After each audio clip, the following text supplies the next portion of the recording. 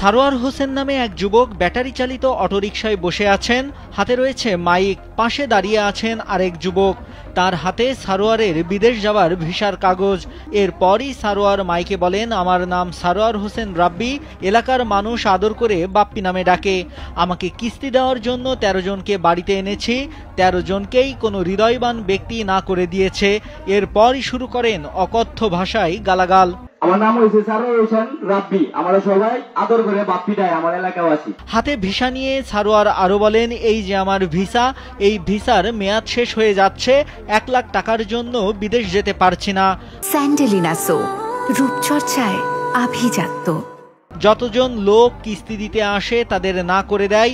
আমি যদি লুকিয়ে বিয়ে না করতাম তাহলে মনে হয় বিয়েও করতে পারতাম না, বিয়েও ভেঙে দিত। এলাকার একটা মানুষকে কিছুতেই উন্নতি করতে দিচ্ছে না, তাই রাগে 500 টাকা দিয়ে মাইক ভাড়া করে আনছি গালাগাল করার জন্য। এ সময় সারোয়ার হোসেনের এক বন্ধুও গালাগাল করেন। 13টা কিস্তি আনছি, আমার কিস্তি দেওয়ার লাগে 13 জন দেই কোন হৃদয়বান ব্যক্তি বাংচিতে দিছে। বাংচি কোন দিছস এমনি আমাদের কই গেল বাংচি না হাওয়ার গেল। এমন একটি গালাগাল করা ভিডিও সামাজিক যোগাযোগ মাধ্যম ফেসবুকে পোস্ট করেন সারোয়ার। এরপরই তার গালাগালের ভিডিওটি মুহূর্তেই ভাইরাল হয়ে যায়। এরপরই বিষয়টি নিয়ে সামাজিক যোগাযোগ মাধ্যমে আলোচনা সমালোচনার ঝড় ওঠে।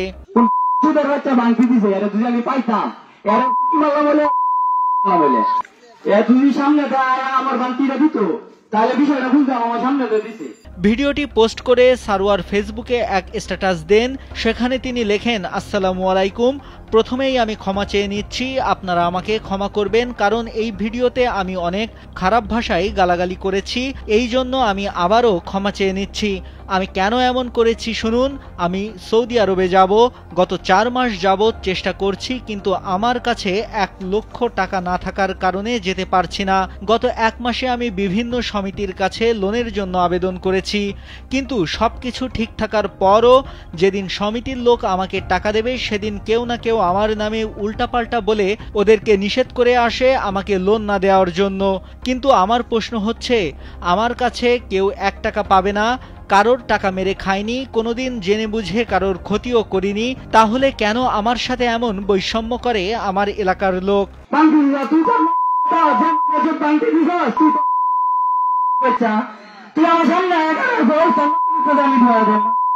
চাঞ্চল্যকর এই ঘটনাটি ঘটেছে কিশোরগঞ্জের হোসেনপুর ইউনিয়নের গোবিন্দপুর দক্ষিণ পানান গ্রামে। এরপরই এলাকা জুড়ে সারোয়ারের কাণ্ড নিয়ে সমালোচনা শুরু হয়। নাইমুল হাসিব, কালবেলা।